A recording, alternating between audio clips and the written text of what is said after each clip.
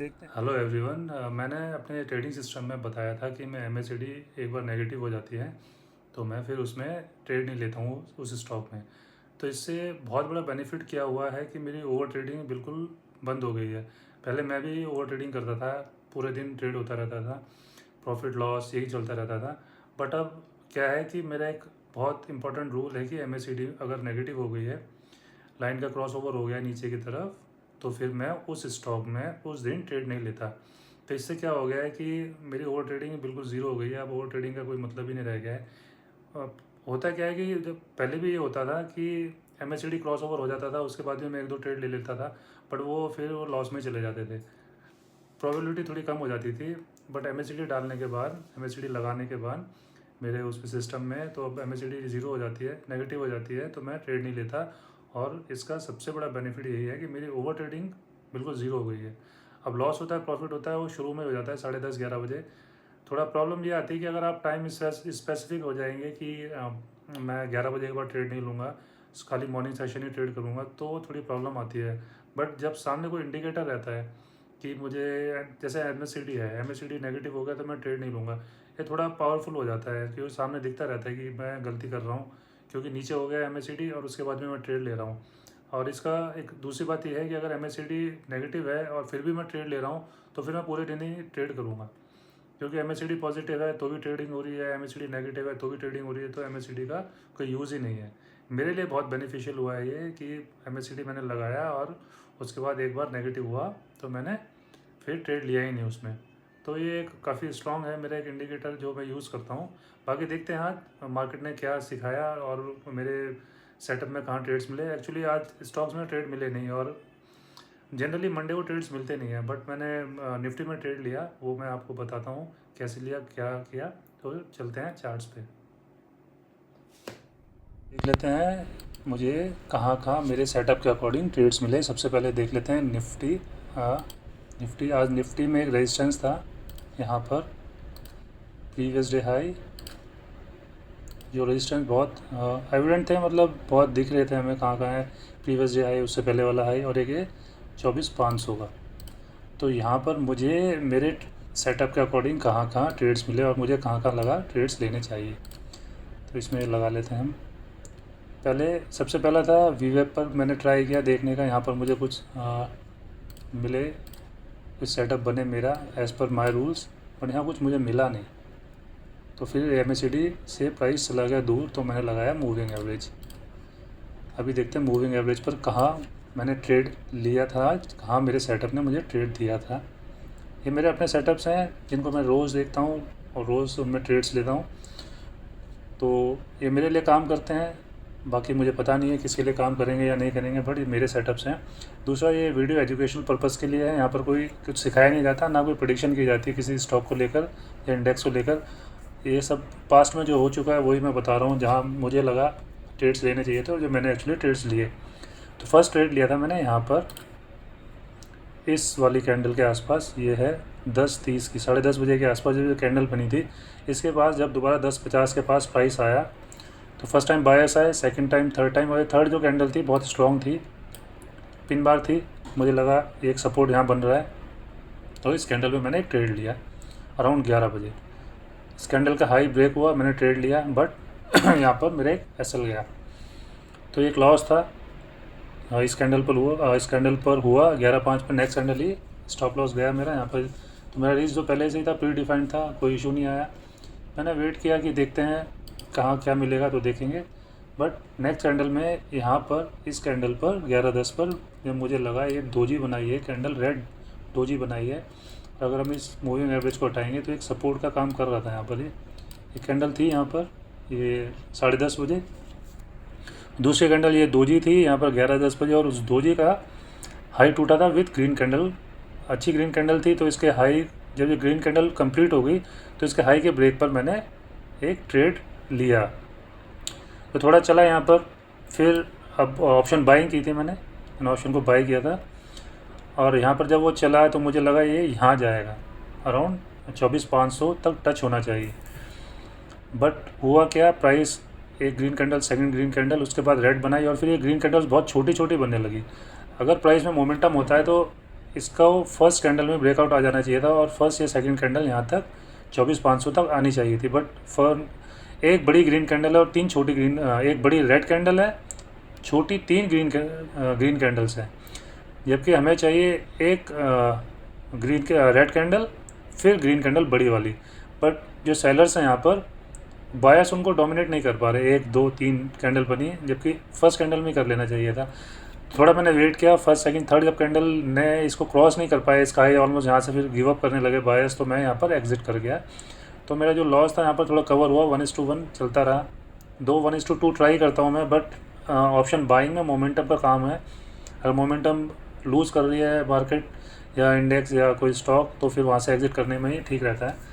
तो यहाँ पर एग्जिट किया, फिर थोड़ा लॉस के साथ थोड़ा प्रॉफिट के साथ मैं, मतलब ओवरऑल थोड़ा बहुत लॉस था यहाँ पर। मैंने फिर वेट किया दोबारा, मुझे लगा कोई दोबारा अपॉर्चुनिटी मिलेगी तो ठीक है, नहीं तो फिर एग्जिट करेंगे आज। तो यहाँ पर फिर मैंने मूविंग एवरेज लगाई हुई थी यहाँ पर अराउंड इस 20 मूविंग एवरेज के आसपास। ये जो कैंडल थी बड़ी वाली 11:20 की, यहाँ पर फिर प्राइस आया 12:10 पर इसके लो के आसपास। इसका लो हम देख लेते हैं एक बार, ये था 24,425, ये 24,423, ये ऑलमोस्ट क्लोज आया और फिर यहाँ पर सपोर्ट लेने लगा 1 2 3। जब ये थर्ड कैंडल बनी 12:20, तो मैंने वेट किया इसका ब्रेकआउट आ जाए उसके बाद करेंगे। तो थोड़ा ऊपर मैंने यहाँ पर कहीं ट्रेड लिया, फिर यहाँ पर जाके थोड़ा मोमेंटम लूज़ करने लगा, थोड़ा वेट किया, फिर अच्छी कैंडल बनी। बट यहाँ पर मुझे था कि या तो ये ब्रेकआउट आएगा या यहाँ से रिवर्सल आ सकता है 24,500 से। तो यहाँ पे लेके थोड़ा होल्ड करने के बाद जब ये ऐसे कैंडल इन्वर्टेड बार टाइप बनने लगी, तो मुझे लगा यहाँ से रिजेक्शन आ रहा है, तो फिर ये थोड़ा सा स्कैल्पिंग हुई, थोड़ा बहुत प्रॉफिट हुआ, फिर ओवरऑल प्रॉफिट हुआ, बट इतना अच्छा नहीं रहा आज। तो अगर स्टॉक चल जाता तो 2 और 3 मिल सकते थे एज़ पर मेरे जो वो अपना सिस्टम है। बट यहाँ पर मुझे एग्जिट करना था कैंडल देखकर, अगर मोमेंटम में निकल जाता तो ठीक है, नहीं तो फिर एग्जिट किया। थोड़ा बहुत ठीक रहा, लॉस नहीं हुआ, थोड़ा ही प्रॉफिट हुआ, ज़्यादा नहीं हुआ। तो अभी देख लेते हैं स्टॉक्स में आज क्या हुआ। स्टॉक्स में आज कुछ मिला नहीं, मंडे को जनरली कुछ मिलता नहीं है स्टॉक्स में। स्टॉक्स को हम देख लेते हैं और जल्दी जल्दी देखते हैं थोड़ा, तो समझ में ज़्यादा आएगा, हम ज़्यादा स्टॉक्स को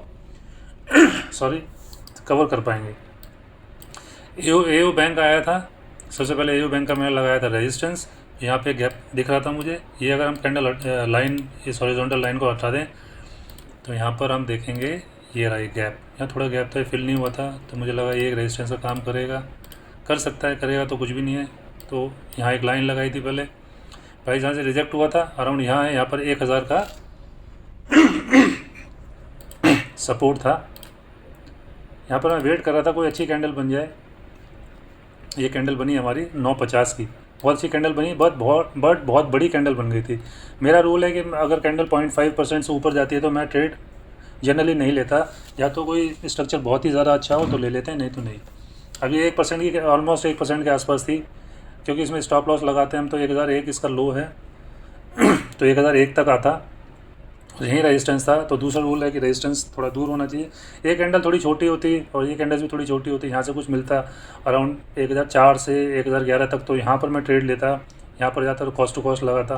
बट ये कैंडल बहुत बड़ी बन गई, फिर मैंने कहा नहीं, इसमें ट्रेड लेना नहीं है, तो इस ट्रेड को स्किप किया। दो यहाँ पर फिर एक इसने अच्छी सी कैंडल बनाई थी 10:25 पर। इसमें प्रॉब्लम ये है कैंडल में कि रेड है, ये कैंडल हमारी 10:25 की थोड़ी ग्रीन होती, ये ग्रीन होती तो शायद ले लेते हैं, बट यहाँ पर MACD डाउन हो गया था। MACD डाउन मतलब नो ट्रेड, उसका ट्रेड लिया ही नहीं। भेल में बहुत अच्छी मूवमेंट थी आज, बट कोई मेरा सेटअप बना ही नहीं, ये ऊपर चलता रहा। अदानी पावर में यहाँ पर एक फिर रेड कैंडल बनी। ये सेटअप रोज़ बनते हैं, बस ये है कि मैं देख लेता हूँ, क्योंकि मैंने इस पर प्रैक्टिस की है, शायद मुझे ज़्यादा दिख जाते हैं। तो यहाँ पे बनी, बट ये रेड कैंडल थी, नीचे था MACD, यहाँ पे कोई ट्रेड नहीं। एसबिन में ट्रेड बन सकता था, इधर कुछ बना नहीं अच्छा, बट ये सरकारी बैंक है, इतना चलते नहीं, इनमें इतना इंटरेस्टेड मैं रहता नहीं हूँ ट्रेड लेने के लिए। ICICI बैंक का रिज़ल्ट था, यहाँ पर एक कैंडल अच्छी बनी, फिर इसका वेट यहाँ पर थोड़े बायर्स आए, इस कैंडल पर 9:45 पर बायर्स आए, फिर 10 बजे बायर्स आए, बट इतना अच्छा कुछ बना नहीं। मैंने वेट किया शायद यहाँ पर इसके लो पर 13.65 का जो लो है यहाँ पर कुछ बन जाए, बना नहीं। यहाँ पे 2 ट्राई किया बायर्स ने, और जब तक MACD नीचे हो गया तो चला गया। CG पावर में बना, अच्छा सेटअप बना यहाँ पर, ये आप देखेंगे 783 के आसपास यहाँ एक लो था, उसके पास कैंडल आई, दोबारा यहाँ बनाया, बट ये VWAP से दूर था। MACD पॉजिटिव थी, VWAP से बट दूर था, मैं लेता नहीं, ये भी स्किप किया। और कुछ स्टॉक्स है जहाँ बन सकते हैं ट्रेड्स, बहुत अच्छा बना था। ये कैंडल थी अपनी 10:35 की, दूसरी थी 11:10 की, ये भी स्किप किया क्योंकि इसमें MACD नीचे हो गई थी, तो मैं लेता नहीं, ये यहाँ से स्किप किया। इसमें ये है, इसका दिखाने का ये है कि जो ऐसे लोकेशंस होती हैं, VWAP हो गई अपनी या मूविंग एवरेज, उसके आसपास सपोर्ट लगने लगता है और 2-3 बार सपोर्ट लग रहा है, अच्छी कैंडल्स बनी, जैसे इसमें है 11:05 से पहला कैंडल बनी जिसमें थोड़े बायस आए, उसके बाद यहीं होल्ड करने लगा प्राइस, और ये वाली कैंडल जो है 11:40 की बहुत अच्छी बनी थी, बट MACD नीचे था तो ट्रेड नहीं लिया, ये भी स्किप किया। आज कोई ट्रेड मिला नहीं, और जनरली मंडे को देखा है मैंने, मुझे ट्रेड मिलते नहीं है स्टॉक्स में, मिलते हैं अपने को इसमें इंडेक्स में मिल जाता है तो ठीक है, आज इंडेक्स में भी थोड़ा बहुत ही रहा। तो ऐसे जो है बस अपॉर्चुनिटी होती है, देखनी होती है, थोड़ा वेट करना होता है, मेन होता है वेट करना। सबके पास अपना सिस्टम है, आप वेट करो। अब मेरा अपना सिस्टम है, वेट करता हूँ, बनता है ठीक है, कल नहीं मिलेगा नहीं मिलेगा, परसों मिलेगा। अब ये है, अब मुझे ऐसा लगता है कि एक ट्रेड लें, लेकिन बहुत अच्छा ट्रेड लें, एक ग्रेड सेटअप हो अपना, सब कुछ अलाइन करें, उसके बाद एक बारी ट्रेड मारेंगे, अच्छा बड़ा ट्रेड मारेंगे, अच्छा जो प्लस होगा माइनस होगा देखेंगे। बट मैं और जनरली मैं बहुत कम ट्रेड लेता हूँ, जब बनता ही है सब कुछ, तो हफ्ते में 5 दिन में 3 ट्रेड मिल जाएँ, 2 मिल जाएँ, 4 मिल जाएँ, 1 मिल जाए, रेयर होता है कि एक दिन में 2 ट्रेड मिले। तो ऐसे ही चलता है, बस चल रहा है। तो जहाँ अपने जो रूल्स हैं उसको फॉलो करते हैं, और यहाँ पे MACD डाउन है तो ट्रेड लिया नहीं। तो ऐसे सेटअप्स कल कोई बनेगा, कल ट्रेड लेंगे तो दिखाएंगे फिर उसमें मैंने क्या सीखा और आप लोग क्या सीख सकते हैं। और ये एजुकेशनल पर्पज़ के लिए, ऐसा कुछ नहीं कि आप जाके कुछ करने लग जाएं, देखें समझें, और कुछ समझ में आए तो छोटे मोटे उस पर देख सकते हैं, छोटी क्वांटिटी के साथ अपना कुछ सिस्टम बना सकते हैं। चले मिलते हैं फिर कल ट्यूसडे को, कल एक्सपायरी भी है, देखते हैं ऑप्शंस में क्या मिलता है और स्टॉक्स में क्या मिलता है। तब तक के लिए थैंक यू।